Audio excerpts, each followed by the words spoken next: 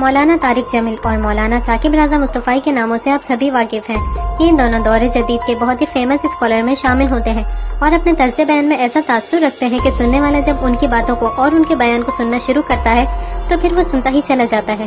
لیکن بہت سے دین سے بھٹکے ہوئے لوگ ان لوگوں کو بھی اپنی ضد اور بغض کا نشانہ بناتے ہیں اور ان اسکالر کو تکلیف دینے کی ان پر الگ الگ قسم کے الزامات بھی لگاتے ہیں۔ ان کے بارے میں یہ الزامات لگاتے ہیں کہ یہ لوگ بہت شاہانہ طریقے سے اپنی زندگی گزارتے ہیں اور دین کے نام پر لوگوں سے پیسے وصول کرتے ہیں۔ آج کی ہماری اس ویڈیو کا مقصد ہی ان سوالوں کے جوابات کو ڈھونڈنا ہے کہ آخر یہ دونوں اپنے بیان کے کتنے پیسے لیتے ہیں۔ اکثر یہ بات سننے میں آتی ہے کہ وہ لوگ جو دین سے دور ہیں اور ایک خاص مرکب یا فرقے سے تعلق رکھتے ہیں، یا پھر یوں سمجھ لیجیے کہ دیندار اور عالم شخص کا مذاق بنانا یا ان کے کیریکٹر کے بارے میں غلط الزام لگانا، یہ ان کا مقصد ہوتا ہے۔ یہ لوگ مولانا طارق جمیل صاحب اور مولانا ثاقب رضا صاحب جیسے شریف لوگوں کے بارے میں الزامات لگاتے ہیں کہ یہ لوگ بہت شاہانہ زندگی گزارتے ہیں اور دین کے نام پہ لوگوں سے پیسے وصول کرتے ہیں۔ جیسے اگر کسی جگہ بیان کرنا ہو یا کسی کے مرنے پہ جانا ہو تو یہ اس کی بھی بہت زیادہ رقم لیتے ہیں۔ اس ویڈیو میں پہلے ہم آپ کو مولانا طارق جمیل صاحب کے بارے میں بتائیں گے کہ وہ ان الزامات کا جواب کیا دیتے ہیں اور آپ کو انہی کے کہے ہوئے الفاظ میں بتاتے ہیں۔ ان الزامات کا جواب مولانا طارق جمیل صاحب آپ دیدہ ہوتے ہوئے دیتے ہیں کہ وہ پیسوں کی خاطر کہیں بھی نہیں جاتے۔ لوگ ہم پر ایسا غلط الزام کیوں لگاتے ہیں؟ اب اگر کسی کے مرنے پہ جانا ہو اور اس کی نماز پڑھانی ہو تو اس کے لیے کیا میں پیسے طلب کروں گا؟ مولانا صاحب کہتے ہیں کہ میں کیسے ان لوگوں کو سمجھاؤں اور کہاں سے وہ الفاظ لاؤں کہ جو ایسے لوگوں کو سمجھا سکے، اور میرا سینہ پھٹ گیا ہے اب تو ایسی باتیں سن سن کر۔ 15 سال سے میں ان الزامات کی صفائیاں پیش کر رہا ہوں کہ میں کسی سے بھی بیان یا تقریر کا معاوضہ نہیں لیتا، اور میں یہ بات فخر سے نہیں بتاتا بلکہ دکھی ہو کر بتاتا ہوں، کیونکہ یہ لوگ مجھ پر الزامات لگانے سے باز نہیں آتے۔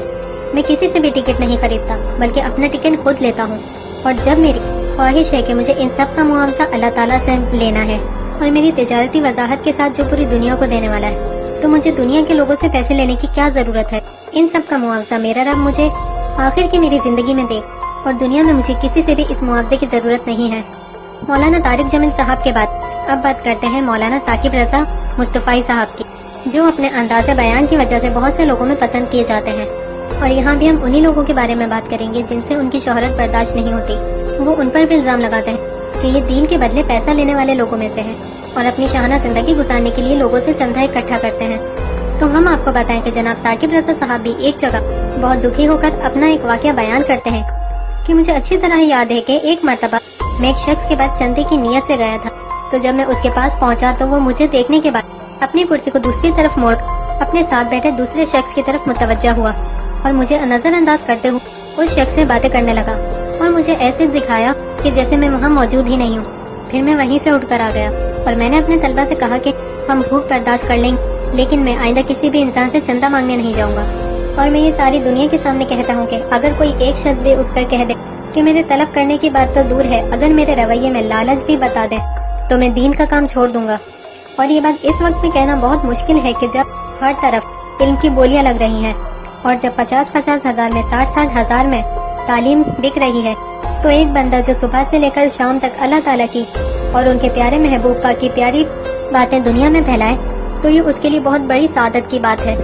تو یہ تھی مولانا طارق جمیل صاحب اور مولانا ثاقب رضا صاحب کے وہ جوابات جو ہم آپ کو بتائے ہیں کہ کیسے وہ اپنے اوپر لگے الزامات کا جواب دیتے ہوئے کہتے ہیں کہ ہم دین کے بدلے پیسہ لینے والے لوگ نہیں ہیں، بلکہ ہم تو دین کے کاموں میں مصروف ہیں۔ اللہ تعالیٰ ہم سب کو بھی دین اور دین کی خدمت کرنے کی توفیق عطا فرمائے، اور بنا سچائی جانے اور کسی پر الزامات لگانے کی بجائے ان کے بارے میں سچ جاننے کی توفیق عطا فرمائے، آمین۔ اور اگر آپ کی بھی یہی دعا ہے تو آپ بھی کمنٹ میں آمین لکھ دیجیے۔